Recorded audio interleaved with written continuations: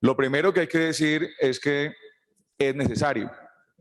Nosotros tenemos unas normas obsoletas, muchas de ellas de la Constitución del 86, y es bastante complejo, bastante difícil enfrentar esta situación cuando no se acoplan esas normas ni siquiera a la Constitución del 91. Así que esa es una primera conclusión. Es necesario la reforma al Código Electoral. De hecho, nosotros lo aprobamos, y digo nosotros porque en ese momento estaba en el Congreso de la República.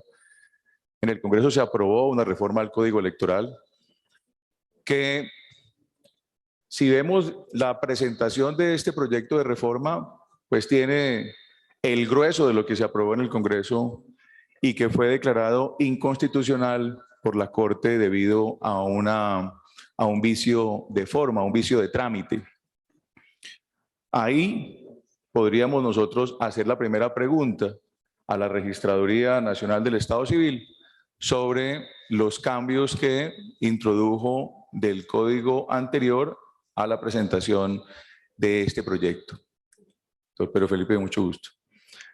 Entonces, aquí hay una serie de artículos nuevos que vale la pena, digamos, focalizar y que el Congreso pueda hacer un seguimiento y un control. Nosotros ya, el Congreso lo había aprobado, hay unas propuestas nuevas, vale la pena hacer énfasis en ellas.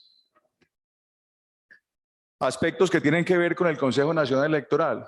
Yo debo decir que aquí trae la posibilidad de fortalecer al Consejo Nacional Electoral para darle más garantías al sistema democrático. Dota de atribuciones expresas al Consejo Nacional Electoral, especialmente para que pueda actuar en los escrutinios y en la declaratoria de elección, y le crea una estructura mínima departamental para desconcentrar funciones que le permita ser mucho más eficaz, mucho más eficiente en la respuesta que debe tener, por supuesto, frente a la ciudadanía y al ejercicio democrático. Dentro de estas atribuciones, que no voy a mencionarlas todas, sí quisiera dejar planteada la posibilidad para que evalúe el Congreso de la República dotar de facultades de policía judicial al Consejo Nacional Electoral. ¿Por qué? Porque en la práctica, cuando se tiene que examinar la financiación ilegal, la financiación prohibida, lo que está sucediendo es que recibimos una información por el aplicativo de Cuentas Claras o por los informes que llegan en físico al Consejo Nacional Electoral de los candidatos y los gerentes, pero cuando hay una información a la que debemos, por supuesto, verificar, no podemos, no tenemos cómo, no hay la herramienta para ir a campo en plena campaña y verificar si hay de verdad una financiación prohibida. Así que ese es un primer elemento que quería dejarles en consideración. Otro aspecto que vale la pena tener en cuenta es el tema del software. En el proyecto está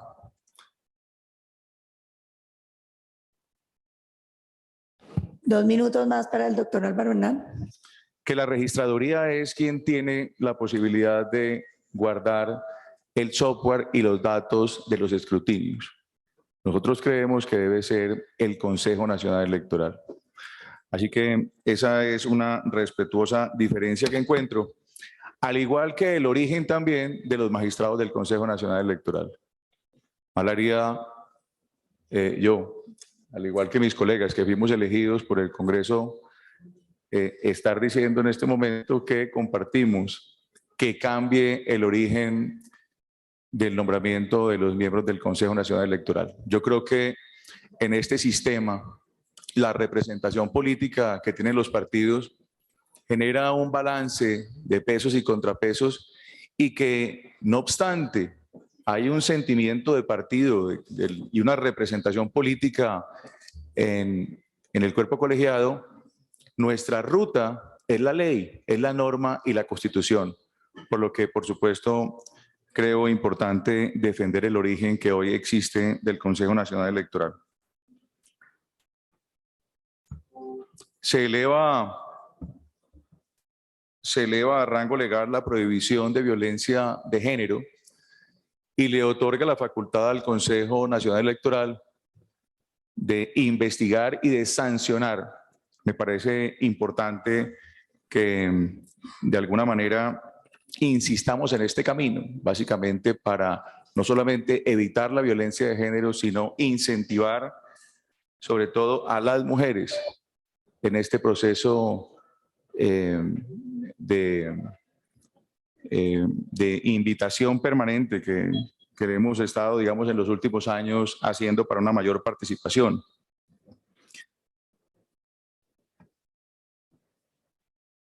Y yo quiero... Un minuto más para que termine, apreciado magistrado. Un minuto para dejarles esto en consideración. Lo más importante que podemos nosotros advertir es que queremos luchar para defender la transparencia en las elecciones y la confianza en la democracia.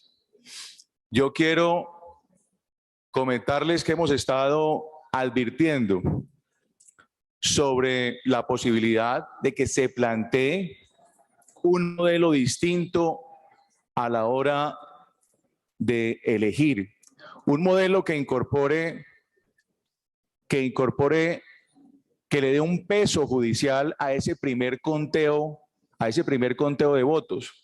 Esto lo digo y debo ser claro, no lo he conversado en sala con los honorables magistrados, lo conversé con el magistrado Lorduy, pero creemos que es importante porque es muy difícil, y ahí es donde se pierden mucho las elecciones, que no se le dé un peso al preconteo. Y como no se le da un peso al preconteo, muchas veces un candidato es elegido y al otro día amanece con que perdió las elecciones. Y eso no lo entiende la ciudadanía. Y eso le crea un gravísimo problema al sistema electoral, porque el sistema electoral depende de la confianza que le podamos tener los colombianos. Así que plantear que ese primer preconteo, en lugar de hacerse como se está haciendo y que obliga a los candidatos y a los partidos a tener una gran infraestructura de testigos para que no les hagan trampa a la hora de contar ahí en ese preconteo, pues que lo examinemos y que abramos el debate para que en lugar de un preconteo, doctora Paloma, tengamos un primer escrutinio. Un primer escrutinio que obligaría a tener de pronto más jueces, pero que le permitiría a los partidos y a los candidatos, digamos, abstenerse de tener tanto testigo electoral en las mesas, porque si una persona tiene una reclamación frente al resultado de una mesa en el preconteo, no es tenido en cuenta si en ese momento no se deja una constancia. Es decir, cada candidato casi que tuviera la obligación de tener un testigo y una persona que pudiera ejercer su derecho y presentar un recurso en ese momento, porque después, al revisar